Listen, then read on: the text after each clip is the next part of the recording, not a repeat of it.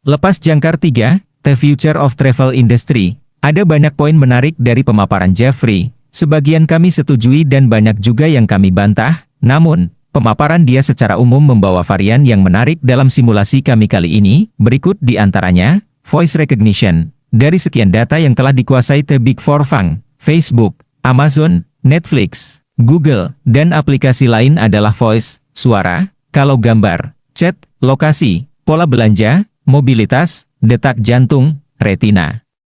Bahkan sidik jari, mereka sudah punya banyak data. Bahkan gerakan tubuh pun sudah sering dikumpulkan lewat TikTok. Tinggal data suara yang masih belum banyak dikolek. Makanya penciptaan asisten dengan voice seperti Siri-nya Apple dan Google Assistant akan makin digencarkan cross-device.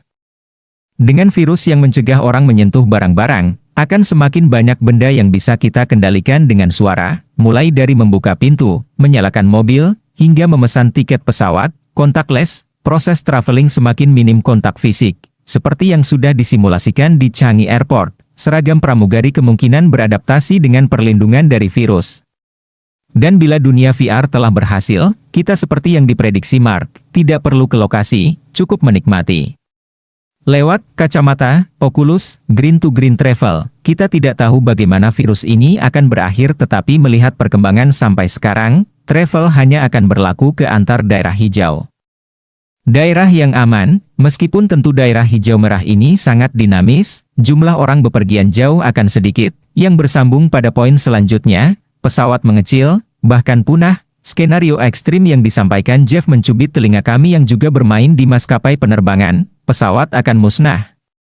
Digantikan teknologi mulai dari pendorong magnet hingga transportasi partikel, dikombinasikan ketakutan orang tertular virus dan semakin terbiasanya orang dengan VR, maka pesawat tidak lagi dibutuhkan.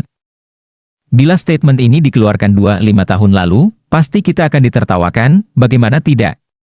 Orang sedang getol-getolnya naik pesawat, bandara sudah seperti terminal bus, penuh manusia segala lapisan ekonomi, tiket hotel dan pesawat yang murah, budaya pamer habis traveling kemana lewat Instagram, mendorong kebiasaan ini, perubahan tatanan ini akan membalikkannya, hasrat travel bisa drop, mungkin masih takut tertular.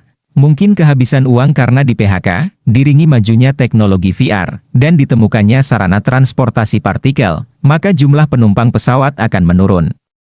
Karena tidak perlu mengangkut banyak orang, maka pesawat jumbo seperti Airbus atau Boeing 747 seperti dinosaurus yang terpaksa musnah justru karena ukurannya yang besar, maka pesawat R80, 80 penumpang, masuk akal menjadi proyek strategis. Namun, melihat pola kebijakan pemerintah yang economic-centric, dan saat muncul kecurigaan virus justru membuka diskon wisata, kami di ruangan mengkhawatirkan keberlangsungan proyek ini, drone era, terkait poin sebelumnya, kata Jeff. Kita lebih membutuhkan drone, Jeff, dalam hal ini, menyarankan pemerintah untuk mempivot proyek R80 Habibie ke drone. Kita tidak tahu apakah usulan ini akan diterima atau tidak mengingat akan cukup sensitif. Jalan keluar, travel logistik, pesawat, bus, mobil berubah fungsi, tidak lagi fokus mengantar orang, namun barang. Saya pikir, sebagai pengusaha, inilah konsep yang paling bisa saya terapkan. Memang ada sanggahan terhadap paparan Jeff, utamanya tentang kedisiplinan dan watak sebagian orang kita yang berani nekat, karena kalau banyak orang melanggar protokol, maka bisnis travel akan menjadi bisnis as usual, kecuali ada larangan dari pemerintah. Namun, karena kami waktu itu sedang diskusi dan simulasi, kami masukkan saja kemungkinan skenario itu terjadi. Kami lalu mensimulasikan beberapa perubahan model bisnis travel. Hasil simulasi tersebut lalu saya sampaikan ke Arga, yang saya tugaskan untuk memutar haluan 4 anak usaha kami di bidang travel and hospitality industry. Siap, Bosman, saya akan segera present konsep baru untuk menyelamatkan bisnis travel Romo. Arga, catat baik-baik, kita sebentar lagi akan masuk survival mode, make it quick and strong. Siap 86, sebagian ide praktis adaptasi travel era pandemi bisa sahabat baca di akhir bagian 1 ini, tepatnya di bab lepas jangkar 8 di mana kita akan membahas travel logistik culinary. Sekarang, sambil menunggu masing-masing personel ring 1 melaporkan perkembangan misi, saya menyadari bahwa perubahan adalah hal biasa dalam bisnis. Bisnis tidak boleh kagetan.